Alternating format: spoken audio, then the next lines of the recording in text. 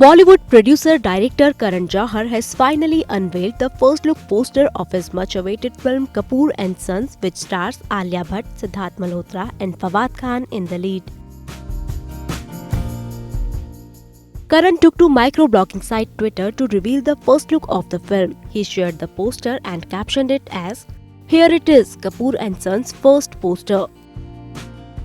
Set to release on March 18, Kapoor and Sons also stars Rishi Kapoor in an important role.